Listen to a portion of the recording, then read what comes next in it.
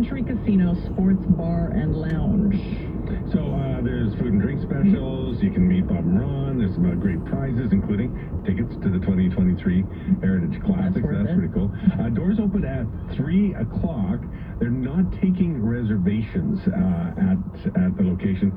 It's basically first 50 people get a $50 slot play voucher because it's a frustration when they're looking for help and they don't know where to turn. They don't know how to get through that system.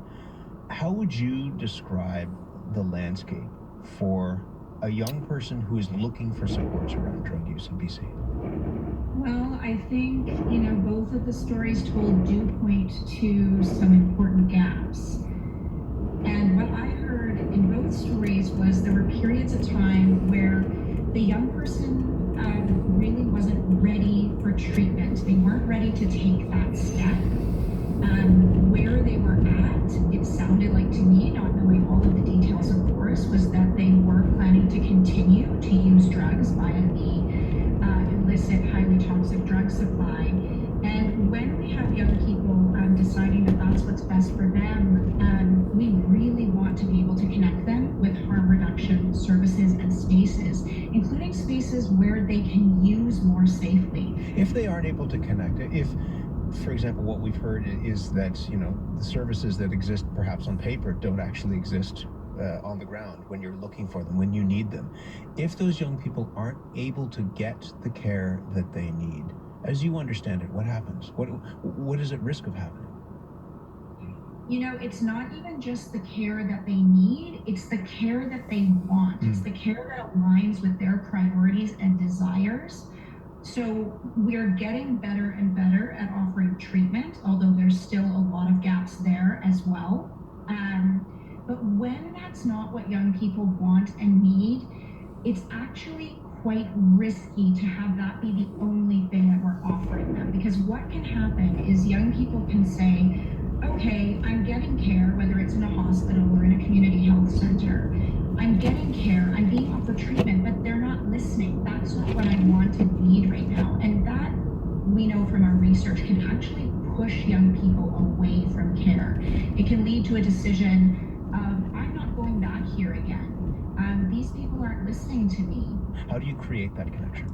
It's about listening. What are drugs doing for this young person? How are they potentially benefiting them? Young people often find a lot of benefits in these drugs, as well as being aware of their tremendous harm. So opening up that conversation, and I would say based on our research around treatment, not being too quick to offer treatment as the only option. I think that's where we get into trouble. We do that for very good reasons. We want to save these young people's lives, and we want to be incredibly careful about pushing treatment when someone is not ready to take that quite significant step. Can you just explain for people who might not understand that? Again, we're talking about very young people. The doctor was saying, upwards of 12, 13, 14 years old perhaps.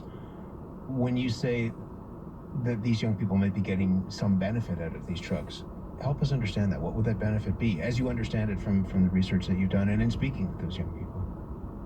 Absolutely. So young people use drugs for a lot of different reasons. One thing that we hear a lot, especially from young people who are navigating multiple overlapping forms of marginalization, is that drug use helps with managing pain, whether physical pain, emotional pain, psychological pain, cultural pain. We know that drugs can be very, very effective there.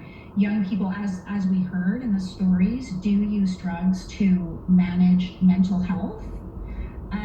They also use drugs for fun, excitement, for pleasure, for connecting with each other, with romantic partners, with friends. So there's a lot of reasons that young people use drugs, and as terrifying as it is to have these very so you can control the young generation better. So tremendously dangerous. We have to start the conversation there as a way to build connection and trust with young people, rather than approaching them with the only option being abstinence and treatment. Dr. Wang, that word terrifying, I think, would align with a lot of parents and how they feel about a story like this.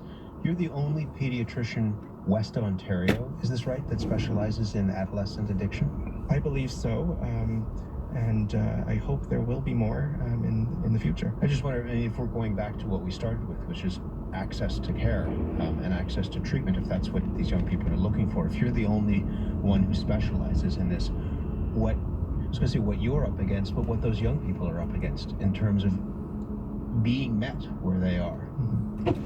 I think all of the physicians and our colleagues in other fields like counselors, psychologists, social workers, nursing, pharmacists, those of us who work with young people struggling with substance use, we are all really passionate in this work. And whether or not you have that designation, I think the passion is the same. And we all work together. It's really important that we do this as a multidisciplinary team.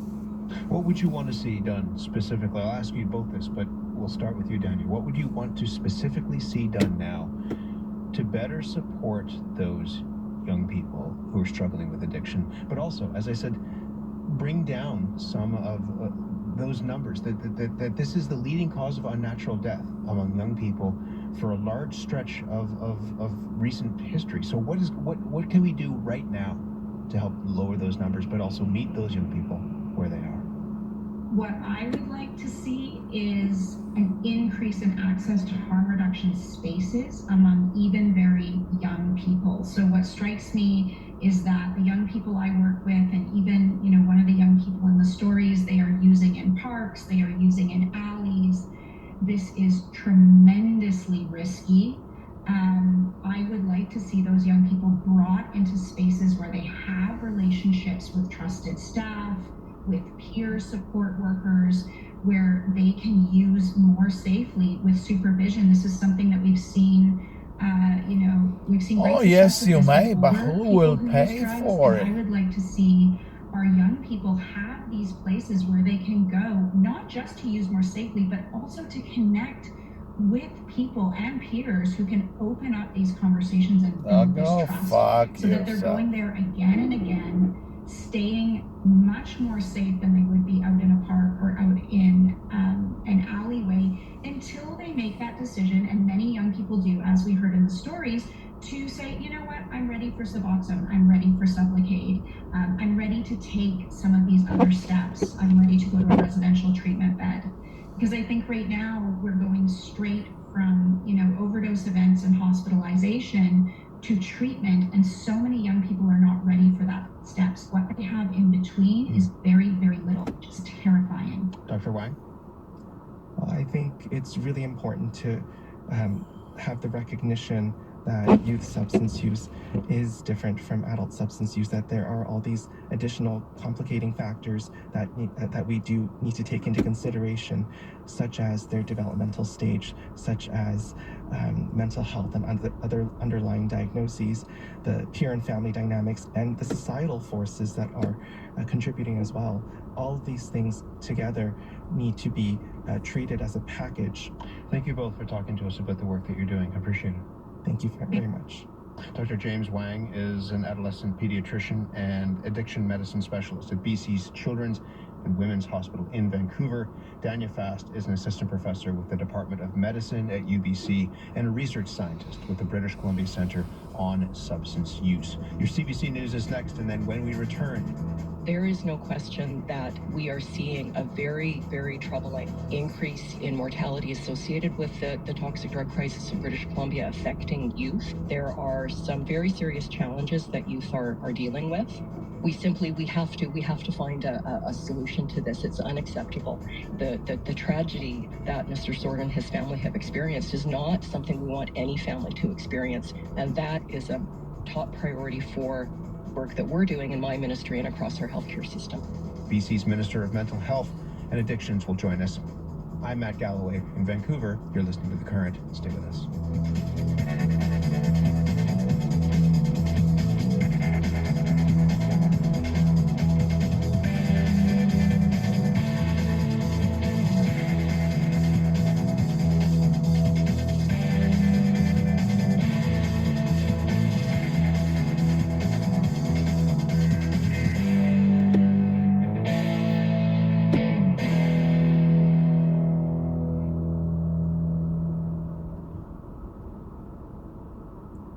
This is CBC Radio 1, 740 AM and 93.9 FM.